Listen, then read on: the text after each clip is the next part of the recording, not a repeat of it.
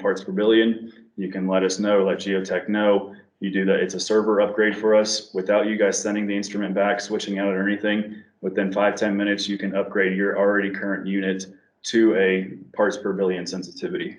Oops. Lastly, we've got the Tiger Select, which has all of the same features as the regular Tiger, but this one is kind of more specific for benzene applications. You can put the scrubber tube on the end of it, and get rid of all your other VOCs and give you just a benzene specific reading. Just kind of one of the only instruments that we have where you can actually speciate just benzene itself. The Falco, it's one of our probably newer units over the last couple of years for fixed monitoring. Uses a similar type sensor. We've got a diffused and a pumped version of it.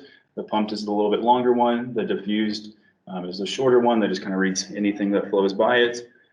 4 different ranges and sensitivities all the way down to parts per billion.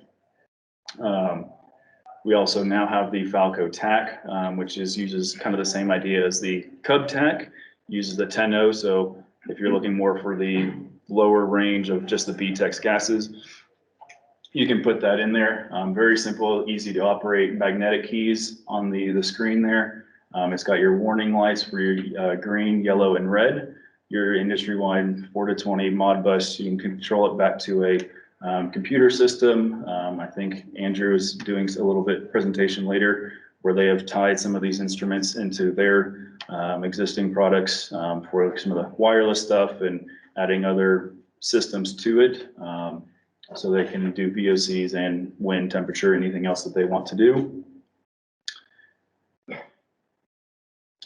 GASCLAM. So this is a in-ground gas monitoring system. It is a little bit pricier compared to the handheld and the wearable products, but what you're really paying for this is your continuous, your data logging. You're paying for those data points. You can put this in the ground. It's got up to 5 different sensor configurations of the PID for VOCs. You've got your methane, carbon dioxide, oxygen, hydrogen sulfide, and then it'll also do your ambient temperatures. Your water level sensors are also available on it, but you can put this into the ground and you'll be able to monitor, any kind of environmental changes of gases that are flowing underground. Instead of, normally you'll take a handheld type product, have your hole in your ground, take the sample that way.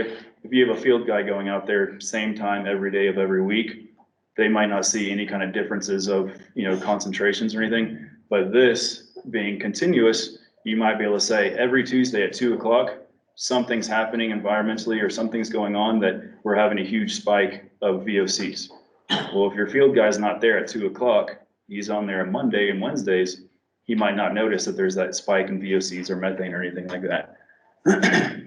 So you're really paying for the data points of continuously to be able to see, correlate the differences of one increases while one decreases to figure out where it's going, a gas leak or something like that underground. Now, we do have the GASCHECK. So this is kind of a completely different type of technology than the PIDs. It uses a thermal conductivity sensor. So it reads really anything different than air. It's more designed for checking for leaks, so it'll display it in cc's per second. There are 4 different range or type of instruments with the GASCHECK: the G1, G2, G3, and then the GASCHECK Tesla. G1, essentially all it is a bar graph that changes, so there's no numerical value associated with the leak. So it's perfect for checking for leaks around a valve or a fitting. You don't really care if it's a big leak or a small leak. If it's leaking, that's all you need to know. You got to fix it either way. G2, you set it to one of the built-in gases. Typically, it's helium and argon are the main ones that we're dealing with, but there are 21 different gases that are built into this instrument. Similar like the PIDs, it does not make it specific to that instrument, but it changes that sensitivity to whatever gas you have it selected to. And then select a gas and then one of the units, either the cc's per second, gram per year, milligrams, and also ppm. It does better with the leak rates rather than ppm, just because it does pick up anything different than air. So using it as a more of an atmospheric with ppm, there's a lot of variables that you could be getting other readings. So that's why checking for leaks is much better process for these instruments. Lastly, second to last, the G3 is a full range of the instrument. You have 10 data points that you can use onto it, and you can switch between any of the gases, any of the units, pretty much full functionality of the whole entire instrument. Lastly is the Tesla, which is essentially a G3 unit, but it has special shielding on the inside of the instrument to protect it from high magnetic fields. So it's typically used for around MRIs. There's helium in that, and so we'll check for the leaks for helium. And that way, with the high magnetic field, it protects the insides of the instrument, so it doesn't damage the fans or anything like that on it. And I believe, very quickly going through all of that, so we had time. We do have all of these instruments at our table for the ones that are in here, including the GASCLAM and the Falco that you can see a little bit big and heavy to carry into here. But we do several different industries. Geotech does a lot of the environmental, the remediation, soil sampling, but then there's manufacturing, pharmaceutical, aerospace. So there's definitely with PIDs, there's VOCs all over the place. All your perfumes, Sharpies, you can essentially set these instruments off. So all kinds of different industries and applications you can go and use these type of instruments. And I believe that is pretty much it in the 20-minute time frame. Anyone have any specific questions? Is there a way to do? Mark has questions. Yes, sir. For the cub, to calibrate that, what do you need to calibrate that with? So for the regular cub, we typically use isobutylene. It'll be 100 ppm of isobutylene. However, with our software, there's docking stations that'll come with that, where you can actually change, if you want to say calibrate it to benzene, you can change that on the software, and you can calibrate it essentially with any gas you want to, as long as you have a known concentration of that gas. Trying to calibrate, and that's kind of the same with the Tigers as well. You just have a gas sampling bag filled with X amount, you have no idea what concentration it really is. So if you have a known concentration bottle of gas, you can calibrate the instrument to whatever gas you want to. It does kind of help with the accuracy side of things if you're calibrating the instrument with the same gas that you're trying to detect. Isobutylene is typically used for our PIDs, but even several other manufacturers. It's an easy gas to get to. The response factor for the 10.0, 10.6, and 11.7 is 1. So all of our response factors, all the gas tables, all of that is based off of an isobutylene calibration and reference point. So that's where most of them are. Now the Cub TAC, usually because it's being used for a benzene type gas, when it leaves our office, unless otherwise specified, we will calibrate that one to 5 ppm benzene, just because you're calibrating it to more of the actual reference gas that you're trying to detect.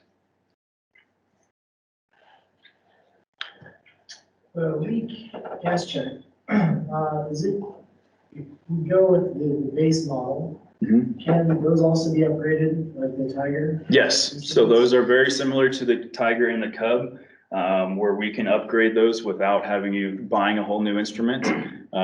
They all kind of start as a G1 unit. It's a very weird technology, but it works really well. It's pretty much an Excel sheet that we have. We put the serial number into it. It spits out a 10 to 12 digit letter and number combination.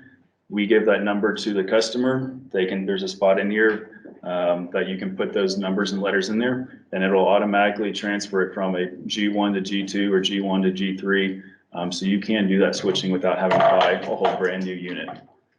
Just like the Cub, we can go from Cub BPM to Cub PPB without doing the switching out the units. And the same thing with the regular Tiger, being able to upgrade that to a parts per billion. And that's kind of our big difference with the OEM sensors compared to our instrumentation PID sensors. We have 6 pins on our PID sensors for the instrumentation. whereas the OEM ones are only 3-pin. So each one of those 3-pin sensors is a completely different lamp, sensitivity, range, everything separate. With our 6 pins, we can use the same sensor body. If you want the 11.7, you just pop the 10.6 out, put the 11.7 in, tell the instrument, hey, change it to 11.7, and you can change it to that different lamp. You don't have to replace the whole entire sensor. So that's our kind of one benefit that we kept for ourselves with our instrumentation side instead of the on the OEM side. Yes. I had a question on the docking stations for the Cub. We've had some questions come up recently. I know there's a charging station available. Yeah. You're aware. I know your story. So yes, So there's the charging, and then there's a data logging, or the data, and then there's also the calibration, which includes the data logging. But can you just run us through them? Yes. So we very rarely sell just the Cub unit itself. What we recommend is if it is a new customer, they at least get the Cub with the data station. This will give them the ability to charge the unit and transfer the data to their computer. So they can download their data points, they can change their alarm levels, response factors, any firmware upgrades that we may have. You can all do that from the data docking station. And then as an option to the customer, you can also get a calibration docking station, which will also do the data logging and charging. You don't have to buy both. They all kind of build on each other. The benefit to using the calibration docking station with the Cub is when you can plug the gas directly into the back of the docking station. On the software, when you start that calibration and bump test, it'll actually log the date and the time that you did that calibration and bump test. Whereas you can still calibrate these instruments with just by themselves. There's a little cup that covers the sensor, but it won't log the date and the time that you did that. So if you go out to the field, something happens, turns back around, it becomes a whole legal thing. How do we know the instrument was even working? If you calibrated the instrument by itself, you have no record of it. You're just taking the field guy's word, which is not really much good information. But if they have the software, hey, look, I bump tested, calibrated, it read 5 ppm or 5.1. When I put 5 ppm benzene to it, it was working when I walked out to the field. They have that proof that it was working correctly. The only time we recommend or suggest just the charging is for if a customer has a whole bunch of units, they already have 1 or 2 of the calibration or 1 or 2 of the data ones, but they have 10 instruments. If they need to, they can connect it to the charging one, so they can, charge overnight for the next day shift, but it'll save them a little bit on cost by having, 6 of the chargers and then 1 or 2 of the data. Then to get your data logging response factors, they just unplug one Cub, put it into the data station. So it's kind of a money saving type thing. But as far as a new customer that doesn't have anything, definitely stick with either the data station or the calibration one. Excellent. Thanks, Blake. Not a problem at all. Like I said, we have Versatile for emergency. Yep, quite a statement, right? The world's most versatile. It is very versatile though, and hopefully I will communicate that to you well. If not, come and see me and ask some more questions. So yeah, thank you for the introduction. My name is Nancy Bush. I work for Defiant Technologies. They're out of Albuquerque, New Mexico, and they're a small company that manufactures these Frog 5000 instruments. So one of the reasons I'm saying it's the world's most versatile, in one instrument, you can directly test for volatile organic compounds in air, soil, and water. So all you need is some different attachments here that come with the instrument, and you can look at all 3. If you wanted to, you could look at all 3 in the field in one day. So very versatile. You can use it for a lot of different projects.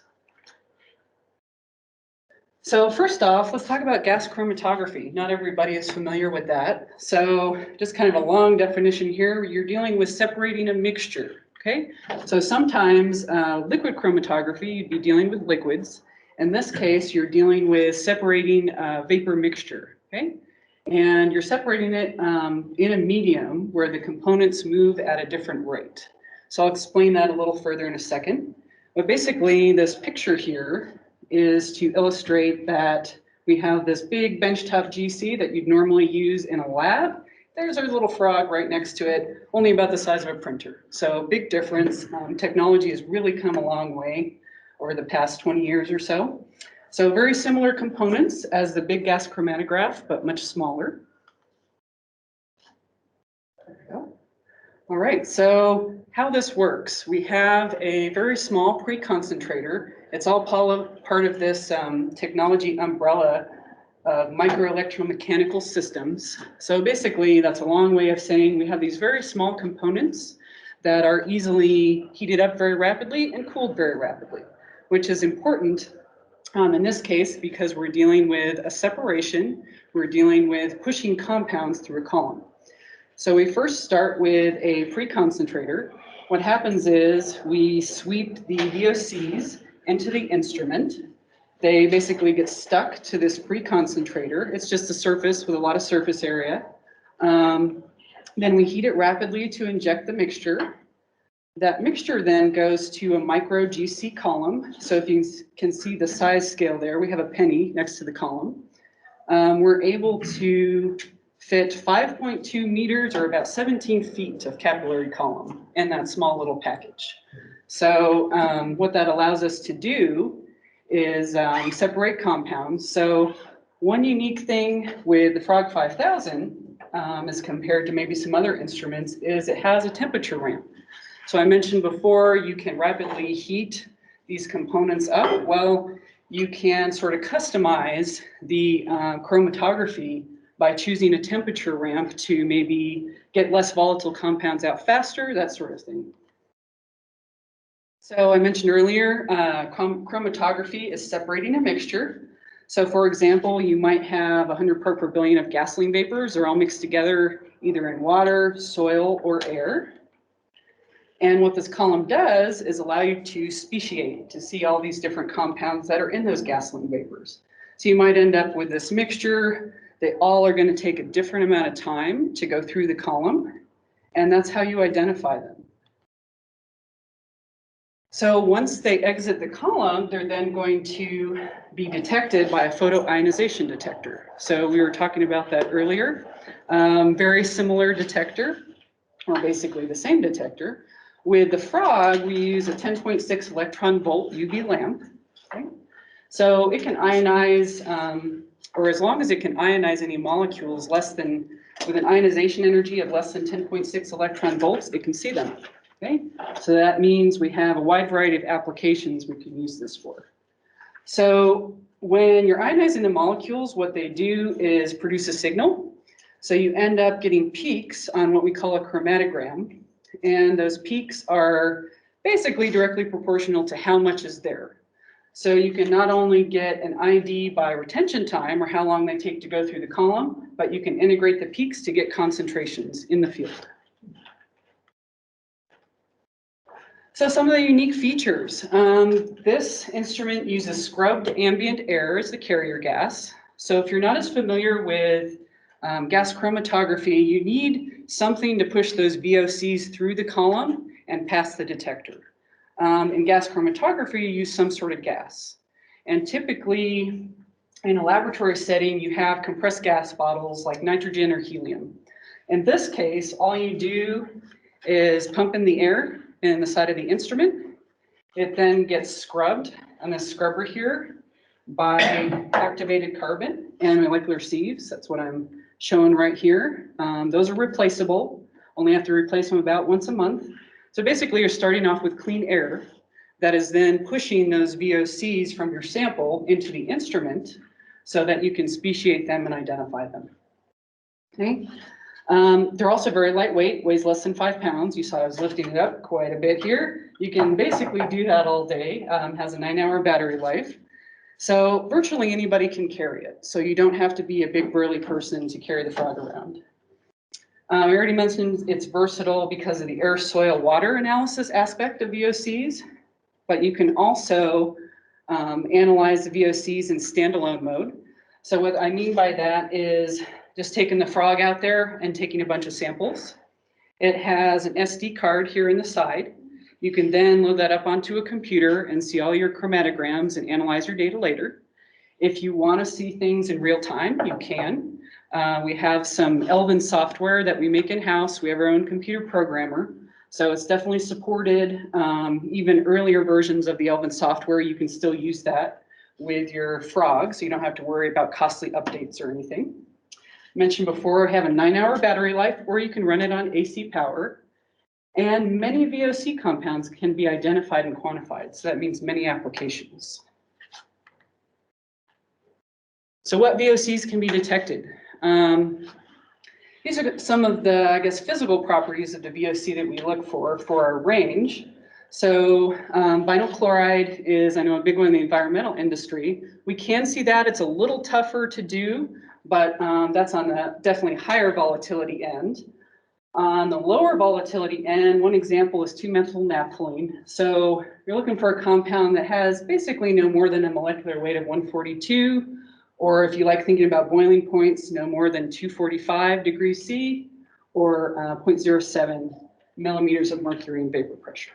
Okay, so this literally covers hundreds of compounds. As long as they have ionization potentials less than 10.6 electron volts, you can see them. So of course that covers all the BTEX compounds, TCE, PCE, vinyl chloride. You even can see DCE, naphthalene, trichlorobenzenes, all sorts. So you can always look it up yourself if you're curious, ionization potentials of different compounds, or you can always contact Geotech and see if we can speciate and see the compounds you're interested in. All right, so just some examples of some applications. This has been used for vapor intrusion quite a bit. It's very good at figuring out, for example, where the TCE is in the building, or where that VTEX is in the building. It's also very good and used frequently in air, soil, and water, basically to figure out where you want to take your samples. So it helps prevent non-detects. So you actually know, okay, I have contamination here. I need to take a sample for the lab here. Soil gas is another one, industrial hygiene, site investigation. You can see if your remediation processes are working. So before and after with your remediation processes. And air, soil, or water. Another interesting one we've done before is solvents in pharmaceuticals. Who would have thought? So soil is one of them, but solids too. If you have some solids that you need to look at VOCs with. Also, land farming is another one. If you have to haul a bunch of dirt off to be remediated, you want to figure out, okay, where are the VOCs? I don't want to haul off this whole entire site. Okay, some more unique features of the frog. It does have very high sensitivity. So it is capable of subpart per billion detection for a lot of the common contaminants. Some examples are benzene and TCE. So for example, method detection limit study with the Frog 5000 showed that there was a practical quantitation limit or a lower limit of quantitation of 0.3 part per billion or 1 micrograms per meter for benzene in air. Very similar in water too. So I'm sure that can definitely be helpful if you have your lower limits that you have to reach for all the regulatory stuff. The lower limit does depend on the chemical. So the PID will have a certain sensitivity to different compounds or how responsive the UV lamp is to compounds. Again, that has to do with ionization potential. Right, so you can still look at a wide variety of concentrations. You don't have to look at the low part per billion. So there's a possibility of 2 different detectors. The silver detector, most sensitive, low or subpart per billion to low part per million. Or if you're looking at the higher ends, part per million, you can also do a black PID detector. Again, it depends on the chemical. There we go. Okay, so this does need to be calibrated. I like to look at it as customizing your GC for a particular task. So since it can look at hundreds of different compounds, you want to kind of narrow in on your compounds of interest. So basically within the same software, you can take some standards, either air standards or water standards, run them on the frog ahead of time so you don't have to do it in the field. And run usually about 5 different concentrations. So what you're doing there is you're basically telling the instrument, okay, this is the retention time. This is how long it's staying in the column. And then these are the concentrations.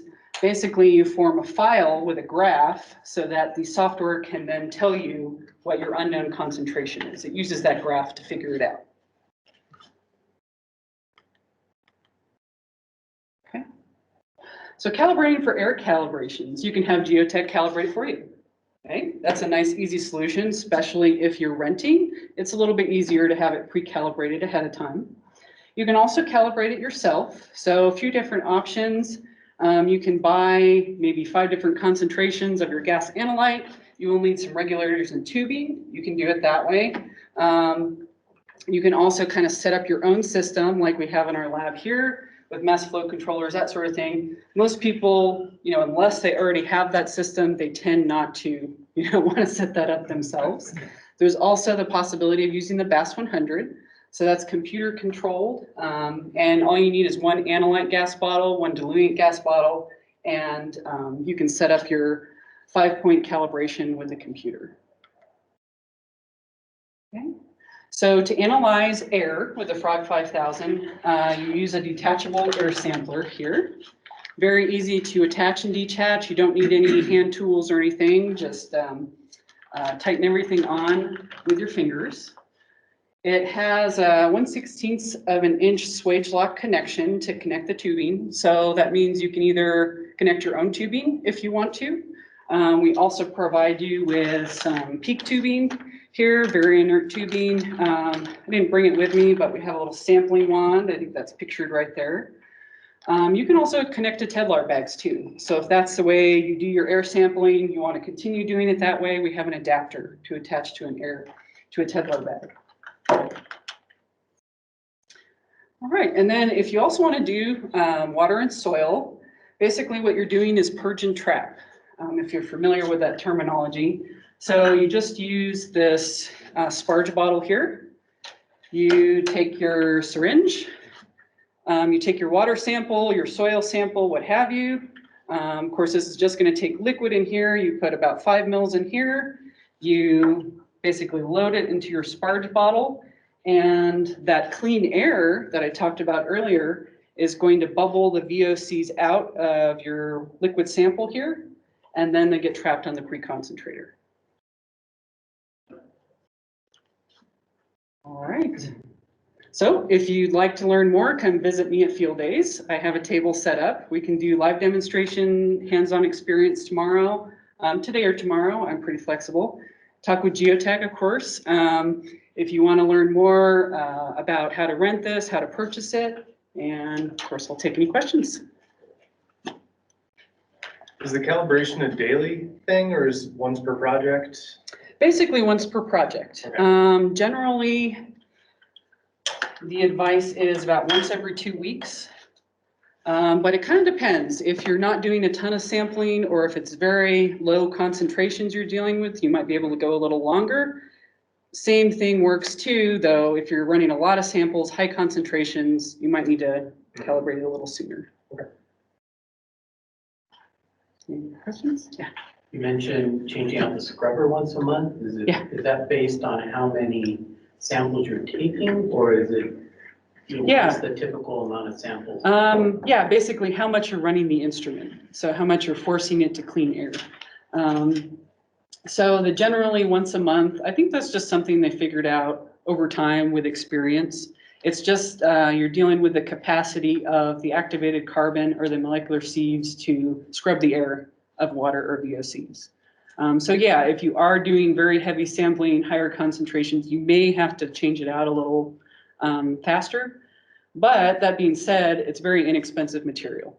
So you can get a pretty inexpensive vial of it. I guess if you're using it a bunch, you could always get some of your own and change it out. It's not too big a deal. How would you know when that may need to be done?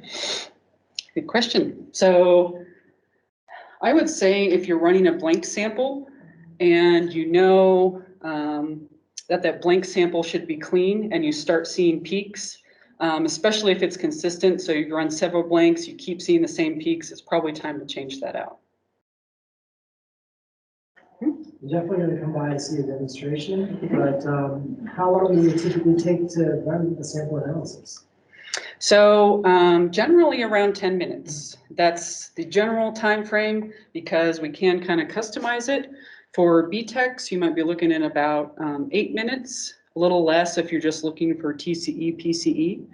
You do want to let it run, I guess, how do I want to say this? So sometimes at a site, there's other VOCs, even if you're not looking for them. So if it will see those VOCs, you do have to take that into account. As long as you know that, then you can kind of figure out, okay, I run it for this amount of time, even though I'm collecting those VOCs and I don't really care about them, you know, I want to get them out of the column. So that can determine how long you run it for. But yeah, in general, 10 minutes, give or take. It's not bad to be able to identify all of them. Mm-hmm. Yep. Does that 10 minutes include the time to purge the column? It's a long column. Yeah. 5.2 meters. Yep. Yeah. It is a long column. Mm-hmm. Yep.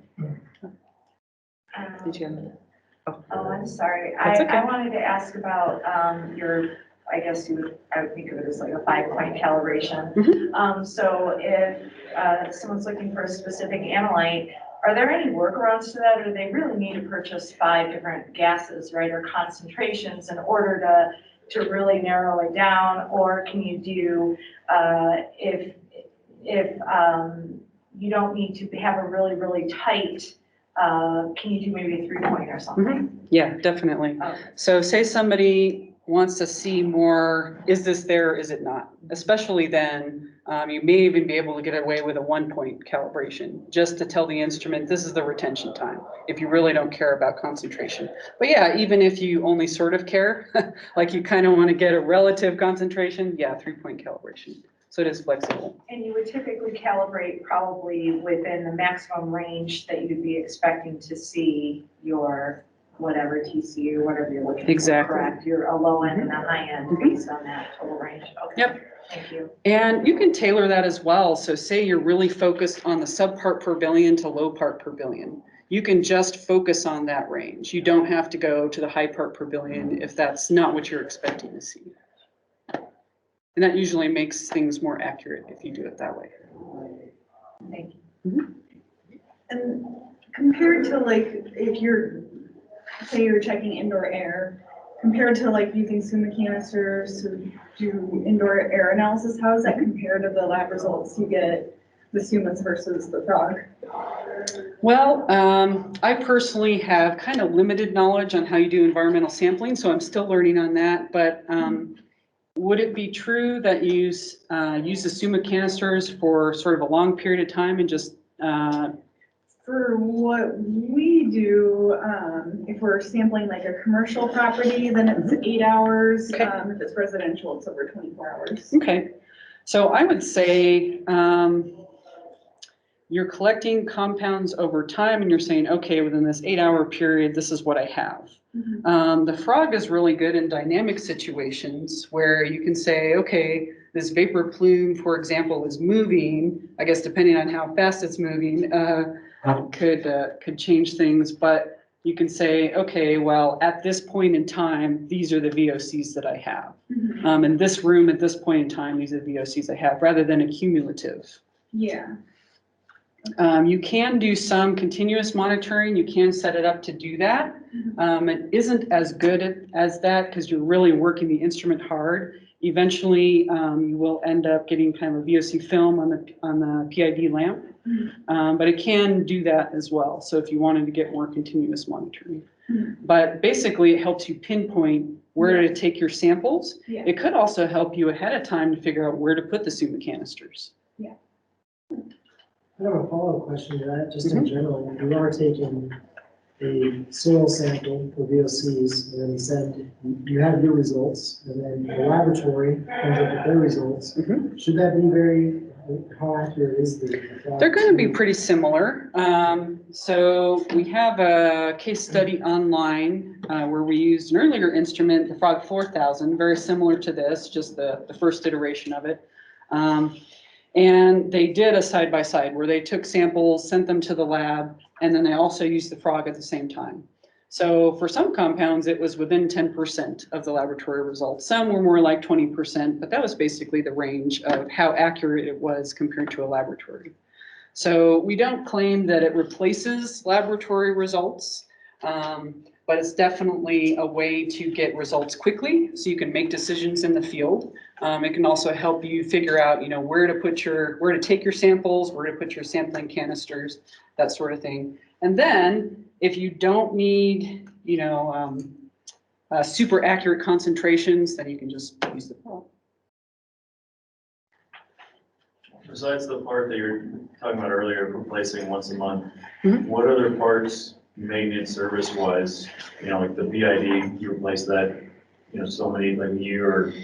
Well, we do, yeah, so you can replace that on a yearly basis, but it really depends on how often you use it.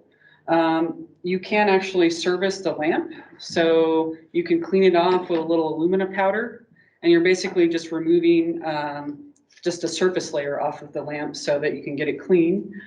We've also cleaned it with methanol before, that sort of thing. Not too big a deal to do. So I think if you're doing that and, you know, maybe replacing it every once in a while, that's basically it. And those are kind of the only replacement type stuff, maintenance wise to keep. Yeah, really it is. I suppose every once in a while you might have an issue with a pump or valve, especially if you bring in some particulates. So that is one thing. If you anticipate you'll have a lot of dust or particulates in the air, we do suggest that you add a filter onto the end, at least if you're doing the air sampling. That way, you know, you lengthen the life of the pumps and valves and that sort of thing. But yeah, otherwise it just keeps going. We have Frog 4000s, which originally came out in 2014, that you know, people are still renting out and using, and they just keep going. So. Can you swap in different PID lamps for if you're targeting different compound families and VOCs? You can't. I suppose being a small company, they could always potentially work that into the design, but at least at this point, they've just stuck with the 10.6 electron volt lamp. It tends to be more robust, and so I think that's kind of, you know, it lasts longer. That's what they want for. But you never know. Maybe we'll decide to do an 11.7 or something like that. It's in the works. Well, the stakes are high. Going to a confined space, going into any suspect atmosphere, there's just no reason for it anymore. Back in the days, there used to be, the gas monitors used to be big, and it was tough and expensive, and it was difficult to get people to use them sometimes, but there's just no excuse for that now. We've made it much easier. Well, I've only got a few minutes and a lot of material to cover, so I'll get right to it. But confined spaces is a big part of what we do with portable gas detection. What constitutes a confined space? It's big enough to occupy, but it's not designed to be occupied. It's got limited means of getting in and getting out. A permit required confined space has these factors. It contains a potential for an atmospheric hazard or an engulfment or that sort of thing, and they've actually got to have a permit to enter these confined spaces. OSHA says that we need to monitor for all potential atmospheric hazards. It doesn't specifically define what those hazards are. Typically, it's 4 gases that we're concerned with. Oxygen deprivation accounts for half of all atmospheric-related fatalities. Got to make sure there's enough oxygen to breathe. Toxic gases, typically we're concerned with carbon monoxide and hydrogen sulfide. Carbon monoxide we're all familiar with, right? It comes out of our tailpipes and our hot water heaters at home. Hydrogen sulfide is that sewer gas, the one that smells like rotten eggs. And combustible gases, there's always a concern of a background of methane, and we don't want an explosive atmosphere. So it's easy enough to protect ourselves from these things with a direct reading instrument. OSHA talks about time-weighted average, which is an 8-hour exposure that we're allowed to be exposed to. STEL, a short-term exposure limit, is a 15-minute average. The ceiling can't be exceeded for any period of time. IDLH is immediately deadly or immediately dangerous to life and health. And then here's our agencies that we're all pretty familiar with. So let's talk about carbon monoxide. So we're detecting carbon monoxide, both toxics, we're detecting in a part per million range, and that's simply, it's a ratio. So if I have like 1 million red BBs, but 7 of them are blue, you might say that I have 7 part per million blue BBs. That's what we're talking about, a ratio in molecules. So carbon monoxide, it's tricky. We can't smell it, taste it, see it. It sneaks up on us. And here's what happens to us at various levels. At 25 ppm is the 8-hour average that we can't exceed. And then at 200, we get headache and discomfort. And that starts getting real dangerous after that. Okay, it's carbon monoxide. Hydrogen sulfide is real tricky. That's also toxic, and we're also measuring that in a part per million range. But the tricky thing about hydrogen sulfide is that you can smell it when there's a little bit, but you can't smell it when there's enough to hurt you. It's called olfactory fatigue, and basically what happens is it deadens the sensors in our noses. So you might have a false sense of complacency. I smelled it a minute ago, but I don't smell it now. Must be gone, must be safe. Wrong. And here's what happens to us at various levels of hydrogen sulfide. So we talked about carbon monoxide and hydrogen sulfide being the toxic, so we're measuring those in a part per million range. Okay. We're using an electrochemical sensor. Talk a little bit about the electrochemical sensing technology. What we're doing with electrochemical, there's a reservoir inside the sensor that's full of an electrolyte, and it's the electrolyte that's the magic, or that's what makes it all happen. When the electrolyte comes in contact with the target compound, a little chemical reaction ensues, and a little voltage is produced. That's why we call it electrochemical. And we measure that voltage and do an extrapolation. This much voltage equals this much presence of gas. So that's what we're doing with the electrochemical principle of technology. So we talked about toxics, part per million range, combustible gases. We're measuring in percentage of the lower explosive limit. Everybody familiar with that term, LEL? Okay. 100% of the lower explosive limit is the minimum concentration of gas required to sustain combustion. So when I'm at 10% of the LEL, I'm 1/10 of the way to having an atmosphere that might possibly explode. And that's a percentage of the lower explosive limit. Typically methane is the most common. Methane occurs, biodegradation, biomatter breaking down can off-gas methane. Fossil fuels, for example, right, from the swamps of prehistoric times when oil-producing regions, when oil comes up out of the ground, we get hydrogen sulfide, or I'm sorry, methane, hydrogen sulfide too, but methane. And you see at 5% by volume is 100% of the low explosive limit. 50,000 parts per million. So you can see like some compounds are more combustible at lower volumes or higher. Methane's kind of a good middle of the road gas that we typically calibrate our catalytic bead combustible sensor to. And then that just shows the LELs by gas, propane, hydrogen, and methane, just to give you a comparison, okay? So a combustible sensor, we're using a catalytic bead that responds to virtually all combustible gases, which is a good thing because we want to know if there's any combustible gas present. It doesn't specifically need to be methane. And the way that works is there's a little filament that's heated up. It's heated really hot, like over 1,000 degrees Fahrenheit. And when the gas hits that filament, it gets even hotter. And we're measuring the voltage going into the circuit, the voltage coming out of the circuit. And the hotter it gets, the more resistance that occurs.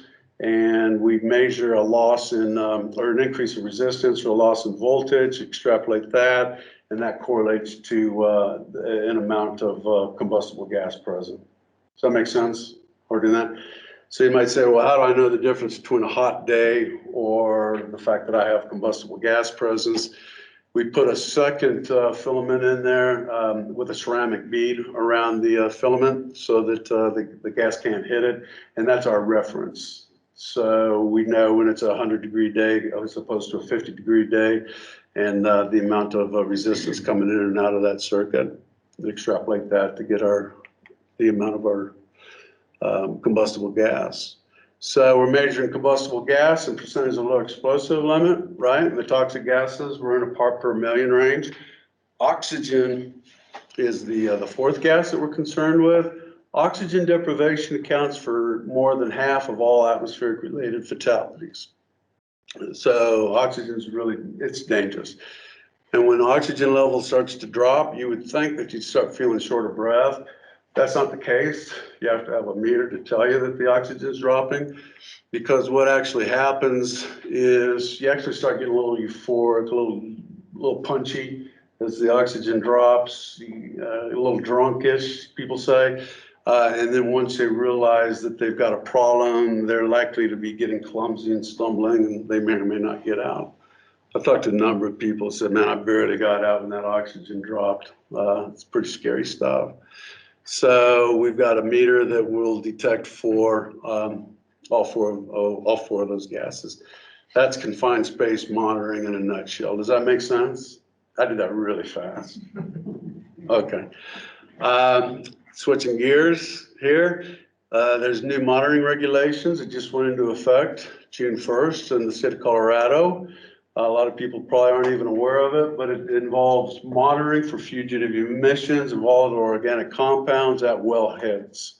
So anybody that drills a new well, we've got to monitor for VOCs and other gases at that wellhead site for 6 months prior, or to 6 months after that well coming online. So that's it's an interesting application, and we've got an ideally suited instrument for that, because it's got to be transportable and wireless. So I've got cut sheets on this back at my table. Anybody interested can grab that. Okay. So various applications. Obviously, we're interested in environmental applications for soil remediation and leaky underground storage tanks, lust, right? That's what we call them, lust meters. Soil contamination, we measure the head space inside a beaker or a baggie. Typically, we're looking for hydrocarbons in that, or volatile organic compounds, VOCs. We use a PID for that. Okay, same with hazardous waste, landfill monitoring. Oil refineries, we're concerned with hydrogen sulfide and methane around refineries. Benzene, shifting gears on you again here. Benzene is a kind of a difficult gas to monitor for. We do very well with our GX 6000 and a PID, photoionization detector. And with benzene, we're using a 10.0 lamp instead of a 10.6. That's going to remove a lot of VOCs from the equation. And then we put a little filtration tube on the inlet port of the instrument. So we know that we're reading for benzene when we get a benzene reading. Okay, any questions about that? Are there tubes that go in there? Yes. Okay. So it's a tube holder, actually, is what you're seeing. And inside that tube holder is a glass tube. And we're snapping off the tips of the tube. It's hollow. There's a absorbent inside it that absorbs everything except benzene. That's how we know when we get a reading that in fact it's a benzene reading. On that tube, Mm-hmm. if I remember right, you can't really see the tube through there. Is there a color change on the tube that shows? So you have to actually take the tube out to check it regularly. It's not something you can see as it's monitoring, right? That's exactly right. The tube changes colors as it absorbs most compounds, but it's a little bit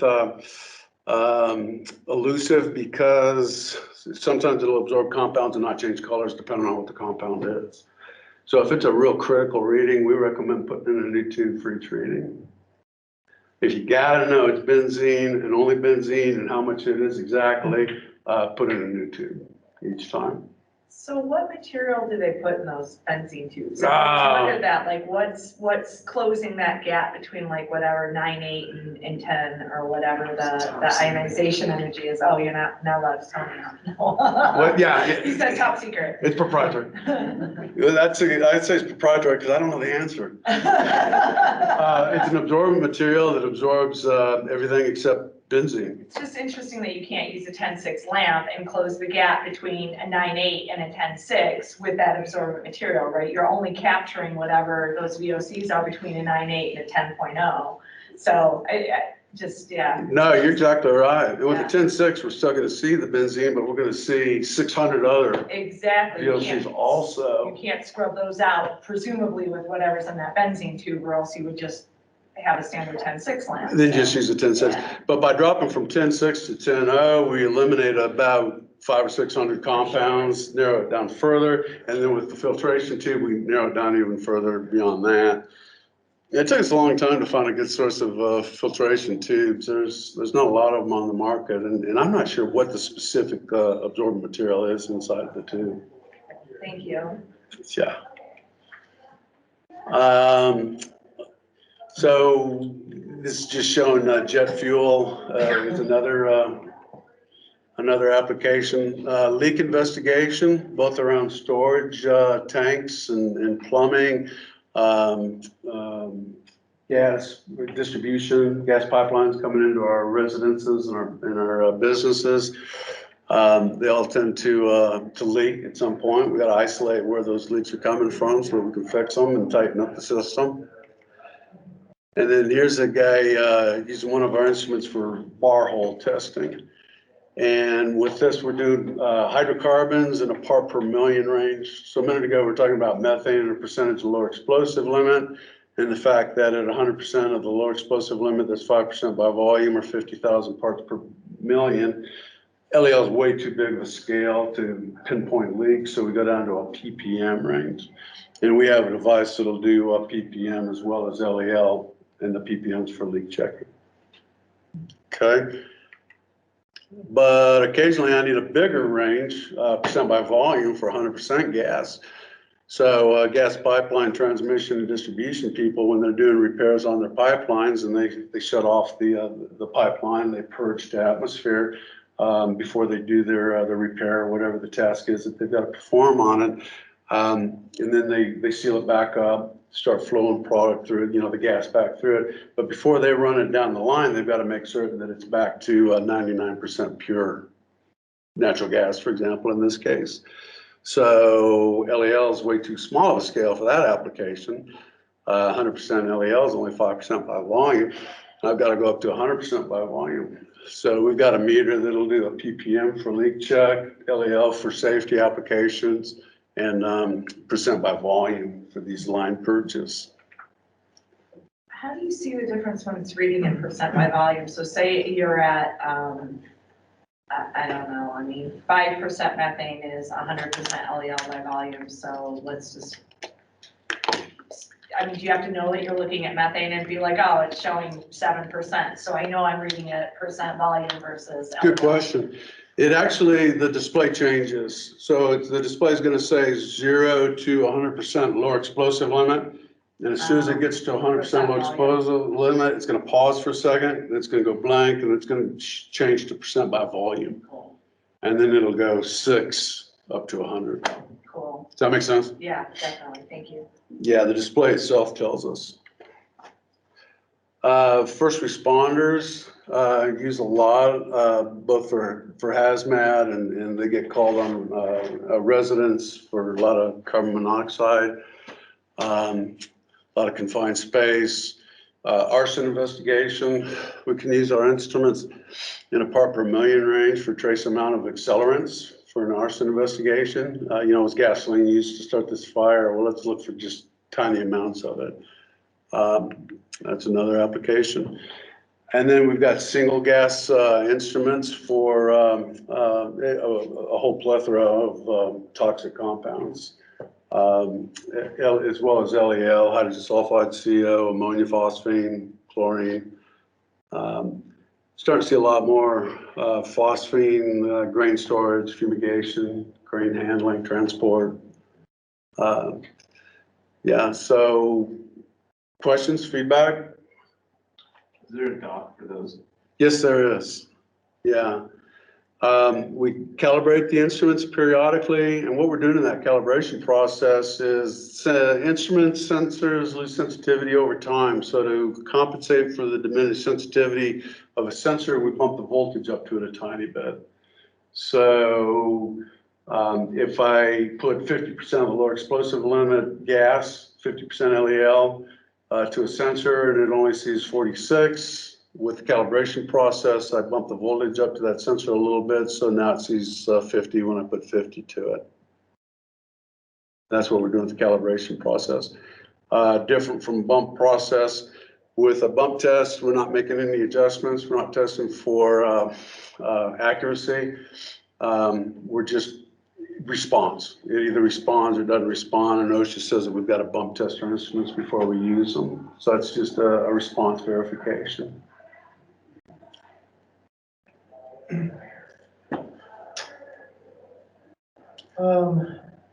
For the fugitive emissions VOC monitoring here in Colorado, you mentioned that it has to be wireless.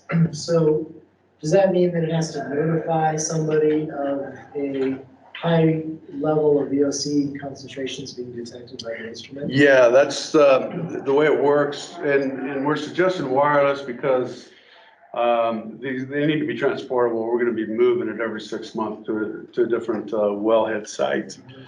And when it detects fugitive emissions, a number of things occur. It logs the data, so we can download the data at a later time. And then typically it's going to notify somebody by a text or an email message that they've got high levels of VOC. But to comply with the regulation, it's a data keeping compliance application as much as anything else. And I envision the inlet or some sort of drop tube going into that well casing, right? The instrument on the exterior of the casing. Are you recommending diffusion or pumped version? Diffusion for the wellheads, because we're monitoring the area around the wellhead. And pump requires quite a bit of power. It's not actually emissions coming from the well, it's just around the vicinity. Yeah, it's what's coming up with the petroleum product and the potential for those emissions to leak into the atmosphere. So we're just atmospherically monitoring around the wellhead, as opposed to like from inside a casing or anything like that. Micro monitoring. Sorry, I had a burning question about a product release that I saw, which is your gas watch. Oh, yeah. So, usually you need to be monitoring this somewhere near the breathing zone. So I'm just curious on what prompted the development of that product and what the applications are. Yeah, so we've got a product called the Gas Watch, and it's small. It's about the size of a watch. And it tells the time, and you can get it on a watch band and wear it on a watch band. You know, we sell very few of them with a watch band, though. Most of them that we sell are with an alligator clip, and we're going to clip it up here next to the breathing zone. Yeah, okay. And I think somebody came out with that watch idea before breathing zone really caught on. And it's kind of a novel thing. Should I check my email with it? You can check your email with it, and the whole time you're in a potential confined space environment, you just have to hold your hand like right next to your face. Yeah, you gotta walk around like this all day. Just like this when you're driving. Yeah. Yeah, and you know, I don't know, the breathing zone thing, it makes sense, right? 10 inches from the mouth and nose, that's where OSHA says we gotta clip our meters. Am I gonna be safe if my meter's here? Probably. Yeah. But that whole breathing zone, you know, that's a nomenclature that's really picked up in the last couple of years, and we came out with the Gas Watch idea a few years ago, so. So students have the option of either wrist wear or clip wear. So Yeah, and 99% of the ones we sell are with an alligator clip, and people clip it. Yeah. Yeah, I feel like I just packed like 20 years of applications into like a 20-minute presentation for you. But hopefully I gave you a kind of a flavor for what we're doing with our portable monitors. So ultimately, we'll go over application, technology, and then we'll do a site view demonstration. All right. Site view is kind of our backdoor cloud-based project management solution that allows folks to access site information from anywhere with a web browser available. So on their phone, on their workstation, they can review their site access real time and also look at historic data as well. So we'll take a look at that. So in terms of applications, we're talking about fixed air quality typically, as well as weather data that's being collected or metadata. And this is going to include fence line perimeter monitoring, where you actually have a facility that is giving out some sort of emissions, industry that's putting out some sort of emissions that has to be monitored anywhere outside of that fence line. So the fence line is kind of the boundary of these concentrations, and once it gets outside of that fence line, somebody needs to be notified. And then we have community air monitoring plans, which are ongoing. They're camps, and they can either be small scale, large scale, but ultimately they're monitoring, again, air quality and that data. And then emergency response. So this can be anything from short-term to long-term. If it's a firefighting effort, they're monitoring for smoke, dust, particulates, as well as air quality parameters. These types of stations can be installed for a longer-term basis. If it's a truck that spills over or a train car, it may be deployed for shorter periods of time as well. So looking at fence line perimeter monitoring, which this is kind of based on, because our initial product we're going to be coming out with, just based on demand, is going to be fence line, long-term data collection and reporting. So industrial fence lines we have pictured here, kind of a boundary, right? That red boundary is the important hotspot, and anything outside of that is a no zone. We want to keep air quality in good shape there. It could be a residential zone or zone for commercial purposes, whatever. They keep that contained as much as possible. It's regulatory, it's required. So how are they going to monitor that? Right? So we have this facility, we have Geotech here, we have a property, and we're producing something that's off-gassing something that could be bad. Well, how else are we going to monitor that? We have somebody walking the property every once in a while. We could have temporary solutions put into place, or we can put in more robust, truly weather-resistant, long-term solutions. And then it's just environmental justice, right? We want to take care of our communities, our neighbors, and hopefully the regulatory bodies kind of make sure that these facilities do that, but it's just good practice anyways. So when we look at the technology that's going into these, I mentioned there's metadata, and then there's also air monitoring data. So monitoring for VOCs, you guys have heard a lot about VOCs today. What are they? Volatile organic compounds. We're also looking at LELs, low explosive limit of certain many different types of gases. Looking at toxic gases, more prominently in most applications, defense line monitoring. And then also looking at particulate and aerosols. Right. Now, environmental technology, again, looking at weather. So what we have shown here is a Trisonica Mini. It's a instrument. You can see a quarter that's there, but there's no moving parts like your standard wind vane style instruments. It's three-dimensional, so you can pick up not only horizontal wind direction and speed, but also wind direction at up to a 30-degree angle as well. So which is kind of interesting, where we'll find these weird vortexes where you're seeing wind actually moving vertically. Noise, also an important factor as well. So dosimeters, noise meters. So this is Geotech's product. So this is ongoing. It's been represented and talked about in several presentations today. It's a small little box, right? And on the inside of that box gives us the capabilities of connecting to multiple types of instruments. So communication networks include, or communication protocols include analog. We can run SDI 12, we can run Modbus, we can run RS-232, and then a couple others on the spec sheet that I've never actually worked with as well. But we can hook up hundreds of sensors to this one little box and report, data log that data and report all of it simultaneously. Right, so this changes kind of how we're doing things, especially because we're not an air quality manufacturer, right? We're a pump manufacturer, and we make this data solution, but we're taking all these other products and technologies that are used for different applications, and we're able to implement them now into our Site Pro system. So the Site Pro shown here is mounted to a fence. And the presentation title for air perimeter monitoring can be powered either through grid power or solar power or a combination of both. It can be connected hardwired for communications or more commonly through a cellular connection. So with that, now we can add VOC monitors. Right, so we're monitoring VOCs real time and data logging that information. Again, we can add different types of metadata. So we can put tipping rain bucket, tipping gauges. Thank you. It's getting late in the day, man. I'm trying to stay focused here.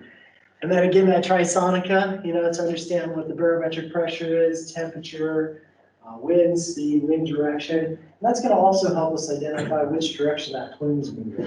Right? So if one of these are set up, or there's multiple around the perimeter around the site, right? One alarms, two alarm. Obviously, we know the direction, but how fast is that actually moving off of that poplar? So that metadata is really, really good to know. And then we're adding particulate instrumentation.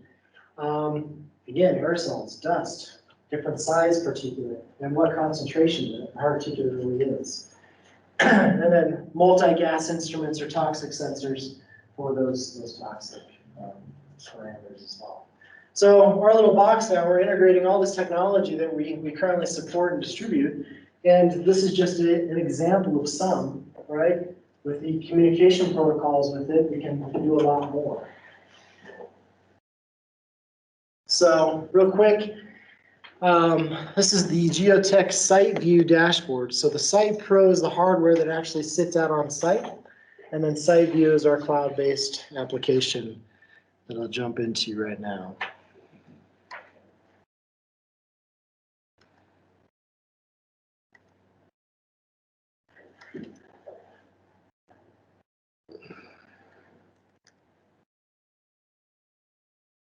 Close this.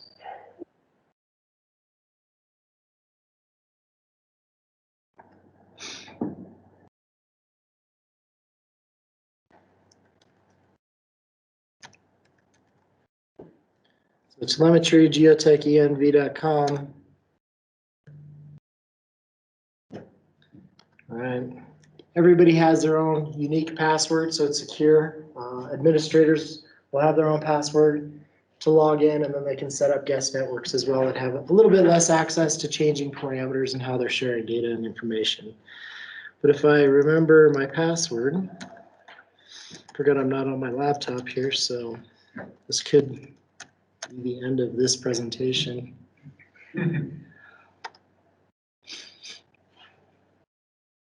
Oh, I wasn't sharing my screen. There we go.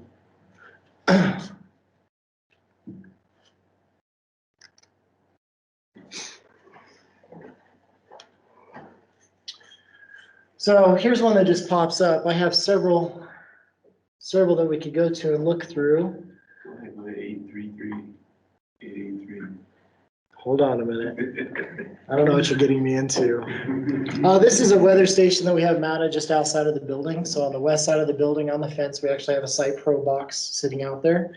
We have just weather data, so we're getting just local weather information.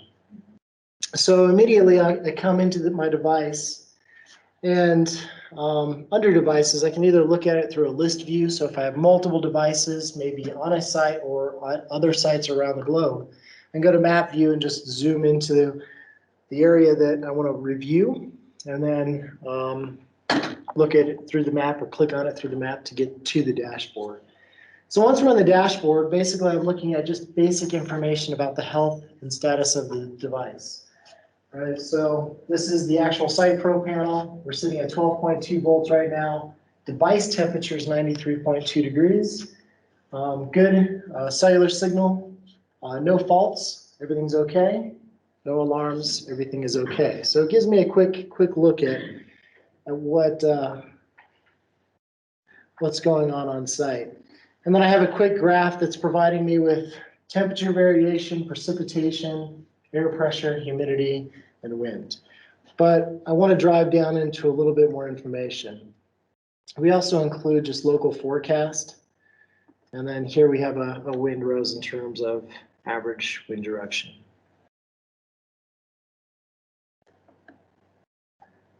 But if we dive in a little bit further, let's look at the status beyond just the device. So we have some redundant information.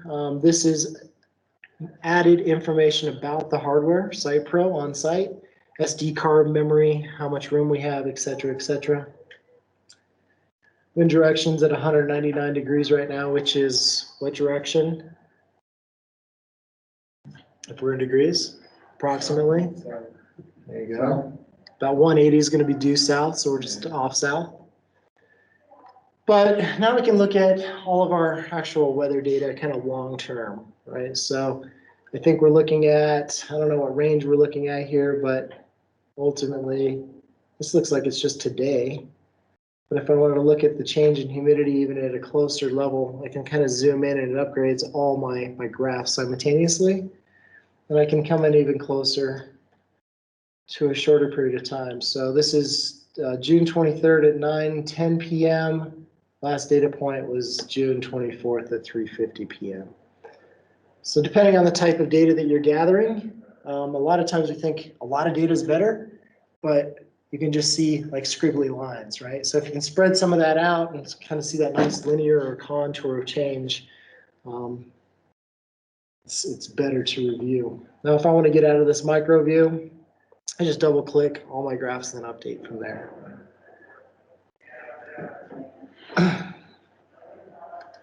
Inspection tab is going to allow me to go into one specific parameter, and then it's going to allow me to set up a date range. So I just want to see what was going on last month, all the month of May.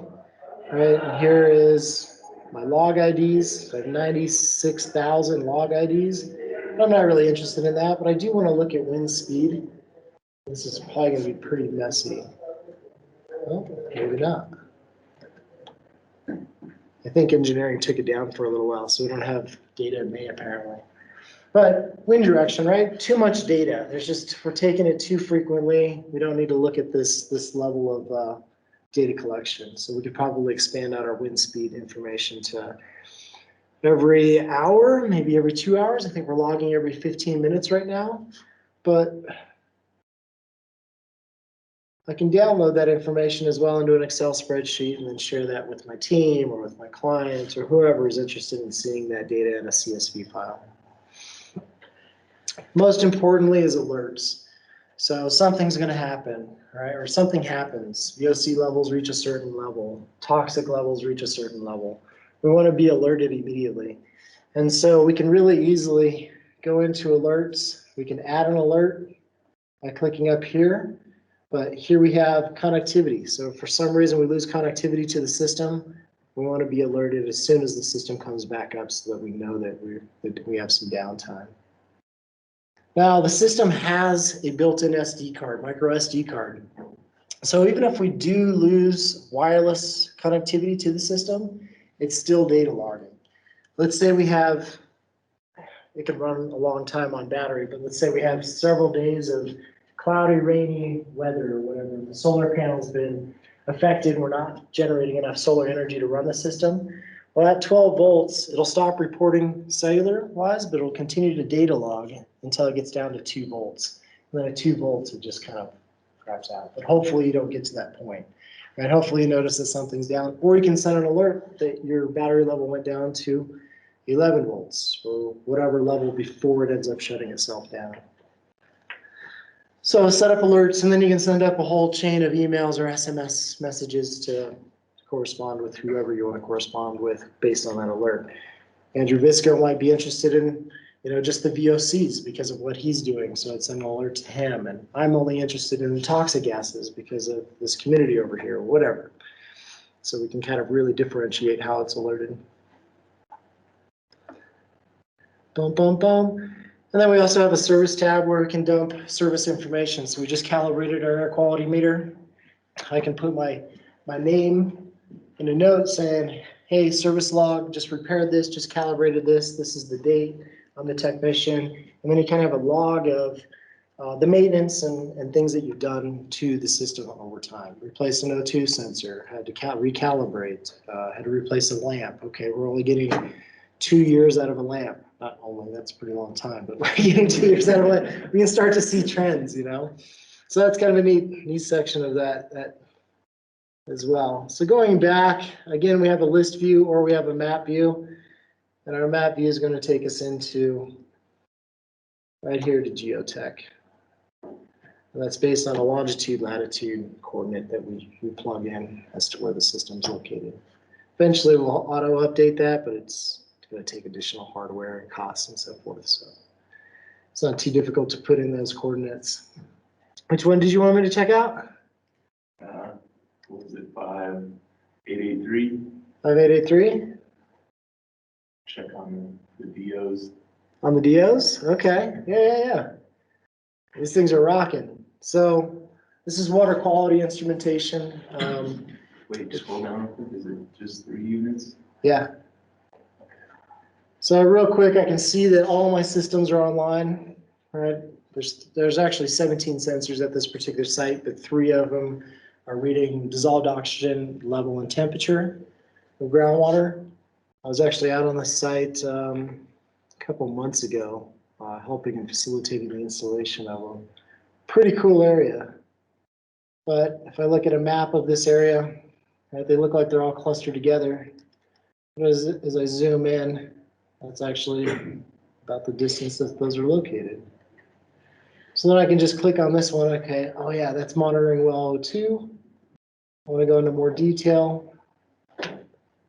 Automatically takes me to my dashboard, and then I can then assess the data that's being collected here. So this particular site's kind of unique because, like, the client, they're like, the DO is not working. And I'm getting completely off topic here, but I have time, and you guys all appear to be listening. So they're like, hey, why is DO 0? Right? We're like, I don't know, these must not be working, right? And so if we look, barometer's working, right? Depth is looking great, temperature is wonderful, but DO is just sitting at 0. We're like, this isn't working. And this goes for air quality instrumentation as well, so I'm going to keep it on topic. You gotta sometimes trust your instrument. If you calibrate your instrument, right, and you check your instrument to the calibration gas, a known bump test, and it's reading fine, and then you take your measurement, whatever it's reading, you're like, there's no way that can be the thing. There's no way we can have dissolved oxygen at 0% in this region. Well, it's true. It's 0. So the instruments are working correctly. They're just, whatever's in that groundwater is consuming oxygen, which is a problem. And they know they have a problem, but that's a factor of their problem. So after a lot of troubleshooting and site visits and everything, we're like, why don't we take another instrument out there and just test the DO? And sure enough, that one came up 0. I'm like, well, let's get a lab analysis. Nope, 0. All right, we're 0. So, side story. Boy, we spent a lot of time troubleshooting this thing too. Have you guys ever been there? You're like, hey, I don't get it. I don't know what's going on. Calibrated, it works great. I don't know. What other cool ones do we have? So they can all be set up in different regions. So let's say you have one site that's here and this is that site. Boom, right? Kind of put it in your drop-down list, and then you can quickly reference it or go to it. These are all broken up by order number, but you can also set it up by the site name as well after the fact. Andrew? Yes, sir. How are these powered? All of these are solar powered. They're all solar powered? All the ones on this particular site. Yeah, there's 17 systems, and no, there's 17 plus 3, so there's 20 systems. I think it's 19. 19 systems. And part of our troubleshooting was that they weren't charging well. Like, we kept losing power. You gotta face the solar power south, or solar panel south, right, to get the best sun exposure throughout the day. Like, we've done that. All right, well, is there any vegetation or anything in front of it? Nope, everything's good. Well, I go out on site, and two of them, there's like the steel mill next door, and it created this film over the PV panel that wouldn't allow any sun. Like, I could chisel it off the PV panel. I'm like, well, here's your problem. And then the other ones that weren't charging just had a ton of bird droppings on them. The birds like to perch on them. And so ultimately cleaning that off, then they're able to charge back up again. Usually those solar panels will fry those birds, so. You would think, right? They get hot, man. They get hot. So they just put a little stripe thing on the top of them and mediated the bird issue. Yeah. Yeah, but those are all solar powered. We do have systems that are also grid power. And then we can actually run pump systems off of these as well with blended power. So pump systems, water level, water quality, air quality. It's pretty broad. Good question. Is this 8.6? So this is the other 15 on that project. All right, spread out all over the place. Really, these are all just